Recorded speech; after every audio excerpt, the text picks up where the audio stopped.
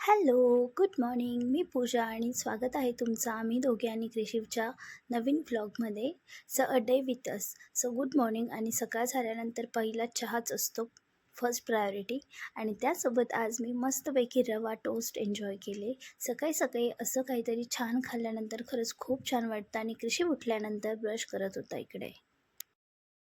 तुम्ही यूट्यूब चॅनलला नवीन असाल तर नक्कीच चॅनल सबस्क्राईब करा आणि बेल आयकॉनवर क्लिक करा आणि व्हिडिओज लाईक करा, म्हणजे तुम्हाला नवनवीन व्हिडिओज बघायला मिळतील. आज सकाळी क्रिशिवला मस्त ब्रश झाल्यानंतर तेलबिया खायला दिल्या होत्या आणि त्यानंतर मस्त मेलन क्रिशिवने छान एन्जॉय केलं. आणि आम्हाला बिलकुल कट करून खायला नको असतं आजकाल, त्याला पूर्ण स्वतःच खायचं असतं, बाईट करायचं असतं.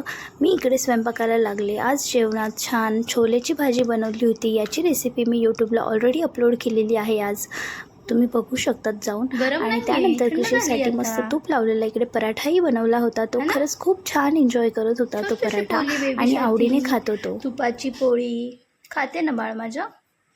तूप लावलंय बघ, घे. कसं आहे? ती ट्रेन आहे तुझी असं? ओ, ती काय कार आहे?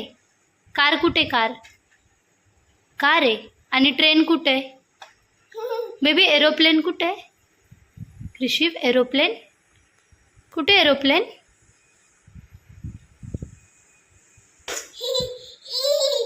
अच्छा, एरोप्लेन आहे ते. पोळी खा दर.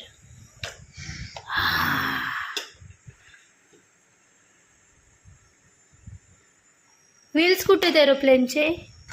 व्हील्स, येस व्हील्स आहेत. येस येस येस, कारचे व्हील्स आहेत ना ते.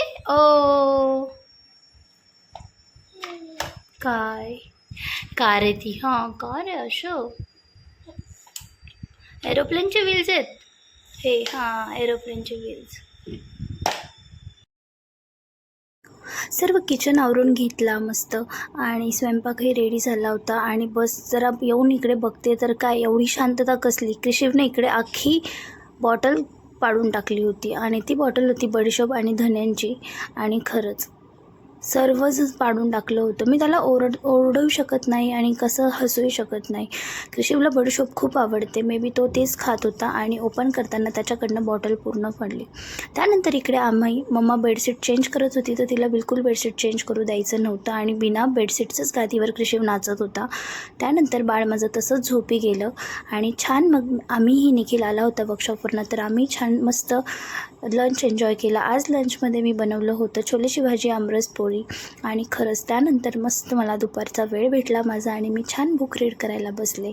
तर ह्या बुकबद्दल सांगायचं म्हटलं तर एकीगाई, वय वाढत असतानाही तरुण राहण्याची कला, ह्या बुकमध्ये खरंच इतकं पॉझिटिव्हिटी दिली आहे. खरंच आनंद काय असतं, आनंदी, समाधानी आणि दीर्घायुष्य आयुष्य जगण्यासाठी काय काय गोष्टी केल्या पाहिजे, आपलं लाईफ कसं एन्जॉय केलं पाहिजे, ह्या सर्व गोष्टी या बुकमध्ये दिल्या. या बुकमध्ये दीर्घायुषी, निरोगी आणि आनंदी जीवनाचे रहस्य सांगितलेले आहे. आपण कसं हसतमुखाने लाईफ जगायला पाहिजे. It's a art of staying young while growing old. हे सर्व या बुकमध्ये खूप छान एक्सप्लेन केलं आहे. बिलकुल तणाव न घेता उत्साही शरीर, उत्साही मन आणि खरंच जीवन जगण्याचे नवीन नवीन ऑलमोस्ट हे बुक आता संपत आलं आहे माझं वाचून. आणि खरंच खूप छान पॉझिटिव्ह वाटतं आहे मला हे पुस्तक वाचताना. त्यानंतर मी घरातली सर्व कामे वगैरे करून घेतली. क्रिशिवही शांत झोपला होता.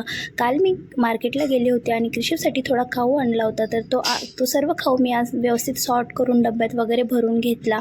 आणि इव्हिनिंगला आजकाल वातावरण पूर्ण पावसाचं झालेलं असतं आणि क्रिशिव उठला होता.